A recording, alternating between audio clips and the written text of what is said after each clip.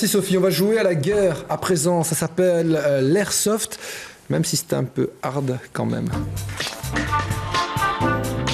L'airsoft, c'est un loisir finalement assez récent, un jeu originaire du Japon, assez proche du paintball. Oui, sauf que l'airsoft utilise des armes, bon d'accord, elles sont factices ces armes, mais elles ressemblent quand même étrangement aux vraies, et elles tirent des balles en plastique. Un jeu très contesté parfois par les forces de l'ordre, car comment reconnaître le vrai du faux? Pour le savoir, Guillaume Latour et Emmanuel Morimont sont rendus dans une ancienne caserne militaire en région liégeoise. C'est là qu'ils ont trouvé de nombreux softers, c'est comme ça qu'on les appelle.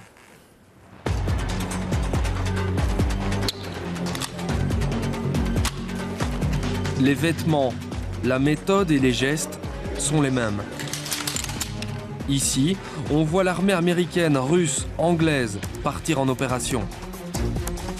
Seule différence, ici c'est un jeu avec un briefing de sécurité.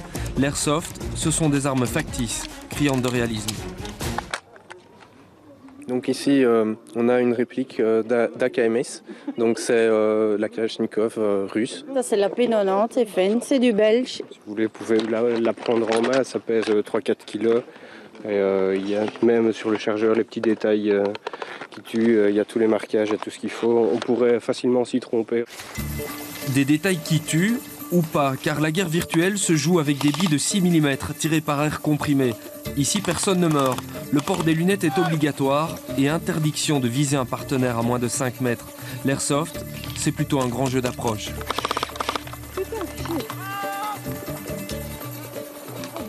Alors qu'est-ce qui vous plaît dans ce jeu? L'action, le fait de se défouler, de penser à rien d'autre. On est ici, on pense à rien. On pense pas au boulot, on pense pas aux enfants.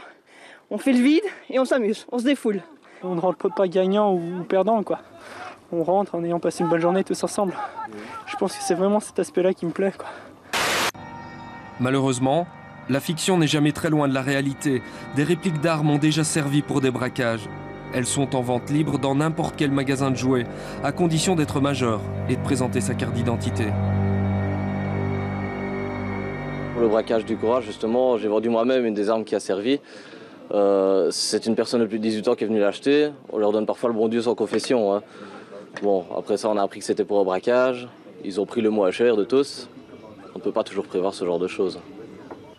La police prévient, il est interdit d'exhiber une arme factice sur la voie publique. L'arme factice, c'est exactement la même réplique. Donc, ce qui veut dire grand danger pour la personne qui l'a sur soi, qui la détient et qui l'exhiberait lorsqu'un policier intervient. Car il y a nécessité pour le policier d'avoir une distinction et c'est très difficile de la faire étant donné que l'arme est vraiment une réplique à tout niveau, je vais dire, d'une arme réelle. Retour au jeu. Les braquages ont fait du tort à la discipline de l'airsoft. Pour regagner la crédibilité perdue, les parties sont aujourd'hui extrêmement réglementées. On ne pratique pas n'importe où.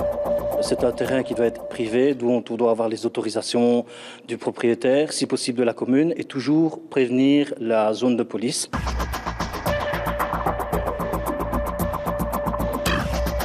On essaye un peu de redorer le blason, on essaye de montrer qu'on n'est pas des Rambo, même si on en a l'air, et qu'on est là pour le fun avant tout. Rambo et Airsoft, finalement le seul point commun, c'est de la fiction. De la vraie.